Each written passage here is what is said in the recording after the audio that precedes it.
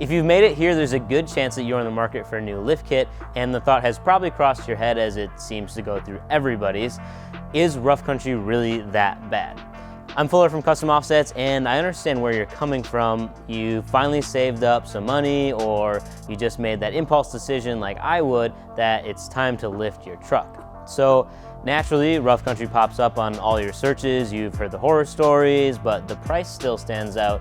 It makes you question if it's worth a shot. So recently, we've been getting more and more questions on if rough country is still a good brand or if their quality's improved. And in part, I think that's due to the new Vertex coilovers that we're installing on one of our graphic designers' trucks. Yeah, coilovers from rough country, I know, mind blown. So let's break it down. Here are the facts. Rough Country started in 1975 as just an aftermarket shock company, but that only kept them afloat for 11 years before they started branching out into lift kits, skid plates, and everything else they're known for today. And they've stayed true to their original goal of getting you lifted for less and delivering the best quality for the price. So is Rough Country the best quality out there? Well, you guys know that I'd be lying to you if I said yes, and we just don't let that fly around here. Of course, you can always get something nicer than a Rough Country kit, but you're also gonna end up paying for it. The most common misconception is that Rough Country is a complete overseas company, and that's actually not the case. So they do a majority of fabrication, design, engineering, testing, and so on right in Tennessee, actually. And I can tell you that nearly every lift company out there gets something from China, whether that be the cast knuckles or bulk hardware and so on.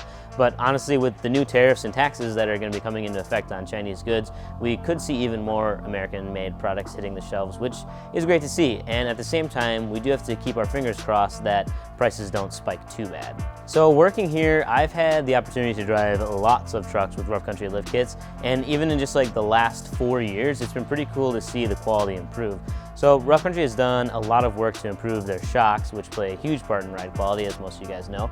And for like 50 bucks a shock, they definitely get the job done. Now, they aren't Bilsteins, that's for sure, but those are gonna run you over $200 a shock in a lot of cases. So our opinion has pretty much stayed the same, that for a majority of people, Rough Country will get you lifted for less. But with all these new innovations for Rough Country, they're really stepping on the toes of the competition.